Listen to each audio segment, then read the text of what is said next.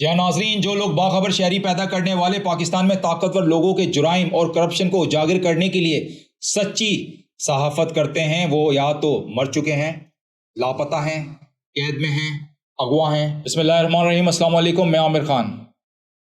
آج بات کریں گے پاکستان سے دشمنی کو ہوا دینا۔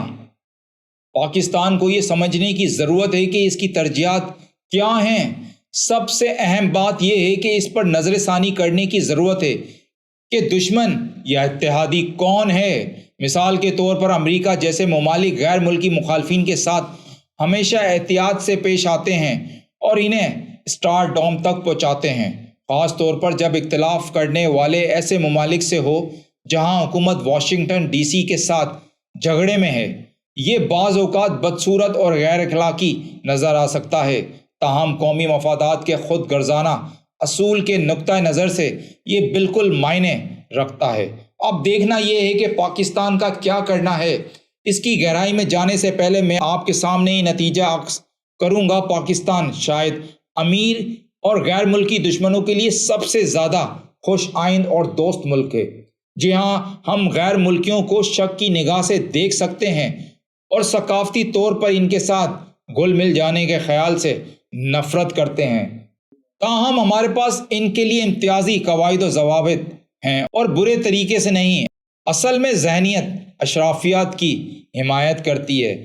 غیر ملکیوں کو امیر، طاقتور، بہتر شہریت کے حامل اور اعلیٰ قدر کے انسانوں کے طور پر دیکھا جاتا ہے۔ ناظرین، غیر ملکیوں نے پاکستان آ کر پاکستانی شہریوں کو قتل کیا ہے۔ یہ ریاست ہی تھی جس نے انصاف کے نظام کو پیچھے کی طرف موڑ دیا تاکہ انہیں اسکاٹ فری جانے دیا جائے۔ ریمنڈ ڈیوس نے جن اصولوں کو پاکستان میں دوبارہ زندہ کرنے میں مدد کی، وہ مزید اشرافیہ کو جیل سے باہر جانے والے کارڈ خریدنے کا باعث بنیں گے۔ دیت پہلے ہی بہت سے پاکستانی اشرافیہ کی خدمت کر چکی ہے، جس کی جیبوں سے مناسب انصاف کے لیے ہوم ڈیلیوری کا آرڈر دیا گیا ہے۔ شاہ رخ جتوئی کی مثال لے لیں۔ شاہ رخ جتوئی آزاد ہے، مجید خان اچکزئی آزاد ہیں، ابھینندن آزاد ہے، کلبھوشن ایک غیر پاکستانی نظام انصاف میں ہے۔ سب سے زیادہ شیطانی اور معروف چور پاکستان میں کھلے عام گھوم رہے ہیں۔ منی لانڈرنگ کے عالمی ادارے نے پاکستان کو گرے لسٹ میں رکھا ہوا ہے، لیکن حقیقی منی لانڈرنگ کرنے والے پاکستان میں پرتعیش طرز زندگی سے لطف اندوز ہو رہے ہیں۔ ایان علی کو رنگے ہاتھوں گرفتار کرنے والا نہ صرف نامعلوم اور گمنام ہے، اسے نامعلوم حملہ آوروں نے قتل کر دیا۔ پاکستانیوں کے لیے کیلیبری صرف ایک فونٹ نہیں ہے۔ یا ناظرین، جو لوگ باخبر شہری پیدا کرنے والے پاکستان میں طاقتور لوگوں کے جرائم اور کرپشن کو اجاگر کرنے کے لیے سچی صحافت کرتے ہیں وہ یا تو مر چکے ہیں، لاپتہ ہیں، قید میں ہیں، اغوا ہیں، ان کا ٹھکانہ نامعلوم ہے، وغیرہ وغیرہ وغیرہ۔ ان پر تشدد بھی کیا جاتا ہے اور دھمکیاں بھی دی جاتی ہیں کہ خدا جانے انہیں ان کے نئے کام کرنے سے کیا روکا جائے۔ جو لوگ پاکستان پر حملہ کرنے اور یہاں پر مصیبتیں پیدا کرنے آئے تھے، ابھینندن اور کلبھوشن پاکستانی جیل سے باہر ہیں۔ اگر آپ کے پاس انتخاب ہوتا تو آپ کون بننے کی خواہش کریں گے؟ میرا سوال ہے، آپ سے کمنٹس میں ضرور بتائیے گا۔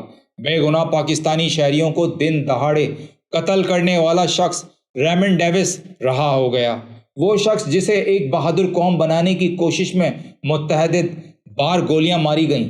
عمران خان، جی ہاں میں بات کر رہا ہوں عمران خان، اس کے خلاف 150 سے زائد مقدمات کا سامنا ہے۔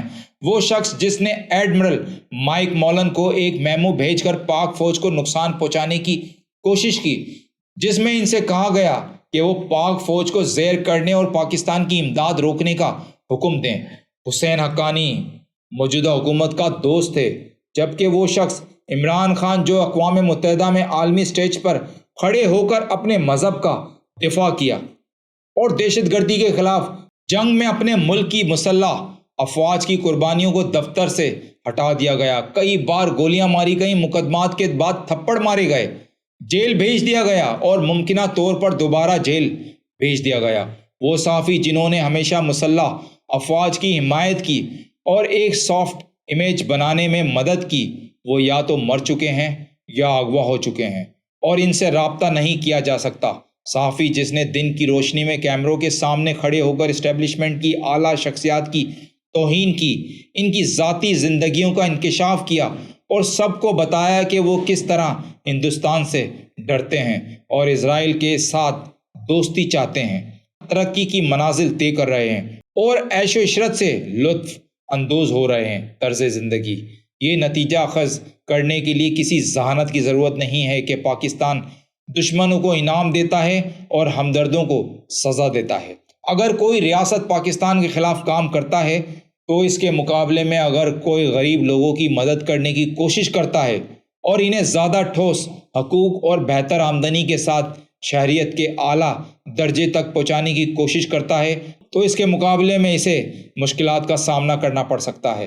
پاکستان کو اس بات کا احساس کرنا ہوگا کہ اس کی ترجیحات کیا ہیں۔ سب سے اہم بات یہ ہے کہ اس پر نظر ثانی کرنے کی اہم ضرورت ہے کہ دشمن یا اتحادی کون ہے۔